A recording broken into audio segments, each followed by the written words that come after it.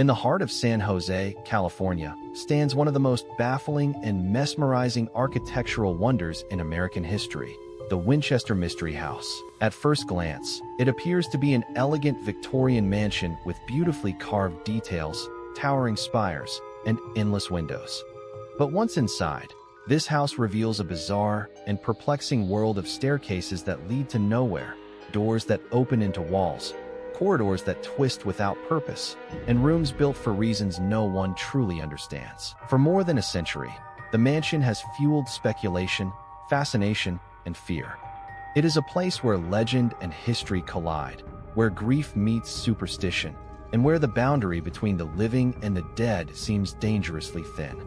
The story of the Winchester Mystery House begins with Sarah Winchester, the widowed heiress of the Winchester Repeating Arms Company. In the late 1800s, the Winchester Rifle, the famous gun that won the West, was responsible for countless deaths on battlefields, in villages, and across the American frontier. When Sarah's husband, William Winchester, died in 1881 from tuberculosis, she inherited an enormous fortune along with a daily income that made her one of the wealthiest women in America. But her wealth brought her no comfort.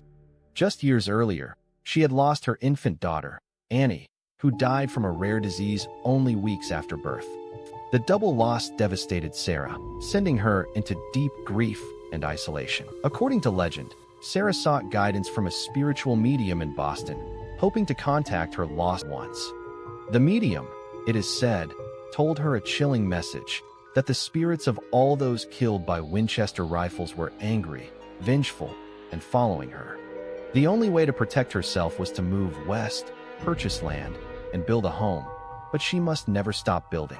As long as the house remained under constant construction, the spirits would be confused and unable to find her. In 1884, Sarah purchased a modest farmhouse in San Jose and began transforming it into what would eventually become a sprawling, 160-room maze of confusion and mystery. Construction continued around the clock, 24 hours a day, 7 days a week, for nearly 38 years. Workers were hired and dismissed at random. Rooms were built, torn down, and rebuilt. Staircases were added, then sealed, and hallways were twisted into dead ends. No master plans existed, no architectural blueprints, and no long-term vision guided the construction. Instead, it seemed as though Sarah worked under the direction of unseen advisors, spirits who communicated through dreams or seances held in the mansion's mysterious blue room. The house soon grew into a labyrinth, a physical reflection of Sarah's haunted mind and heavy heart. There were staircases that rose sharply into ceilings, leading nowhere. Doors opened to the outside, with sudden drops that could kill an unsuspecting guest. Windows were installed in the floor. Chimneys led to nothing. Rooms had multiple entrances and exits, some real and some false. Cabinets opened into walls, and some hallways looped around themselves, designed to confuse whoever, or whatever, might be watching. Yet the mansion was not built with chaos alone. Some rooms were beautifully crafted with luxurious materials, imported stained glass, rare woods, and Victorian decor. Sarah spared no expense when it came to beauty, but even these rooms seemed to serve a deeper, stranger purpose. Some were sealed off completely. Others were expanded endlessly, as if Sarah believed certain spirits needed more space. The mansion became not just a home, but a living, breathing map of fear, superstition, and spiritual negotiation.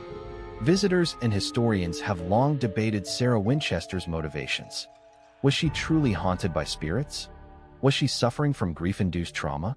Or was she simply eccentric, expressing her sorrow through architecture? Some believe she tried to build a house so confusing that no spirit could ever find her, a labyrinth where the dead would wander forever while she lived in peace. Others argue she was a misunderstood genius who enjoyed creative architectural experimentation. But the stories don't end with Sarah's psychology alone. Over the years, countless visitors, staff members, and paranormal investigators have reported strange phenomena inside the mansion. Many have heard footsteps echoing down empty hallways, or whispers in rooms that should be silent. The sound of construction, hammers, saws, distant tapping, has been reported long after the workers stopped their endless building. Some say they've seen a small woman dressed in black wandering the halls, believed to be Sarah herself, still overseeing her eternal project. Others have witnessed shadow figures slipping into rooms only to disappear without a trace. One of the most famous rooms is the Séance room, the place where Sarah supposedly communicated with the spirits nightly. It has only one entrance but 3 exits, none of which lead where you'd expect.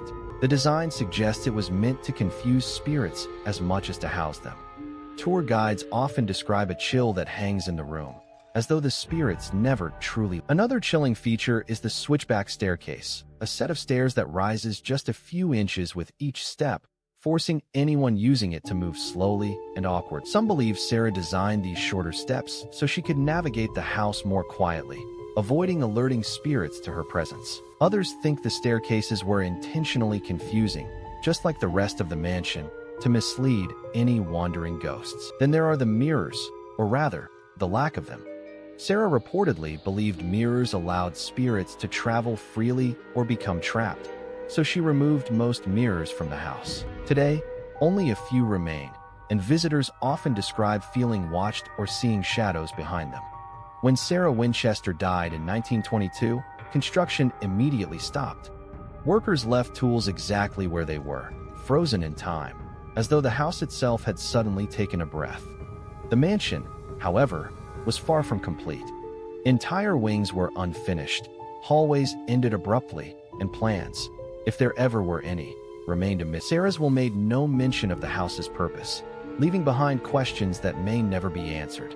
Today, the Winchester Mystery House stands as a testament to grief, superstition, and the human desire to make sense of the unknown. It is both a historical landmark and a paranormal hotspot visited by hundreds of thousands each year. Some come for curiosity, others for spirituality, and many for the hope of encountering something otherworldly. Is the house truly haunted? Or is it simply the architectural expression of one woman's pain? Is it a sanctuary built for spirits, a trap intended to confuse them, or a symbol of America's complicated past with violence and death? No matter what theory you believe, the Winchester Mystery House remains one of the most intriguing and eerie places in the world.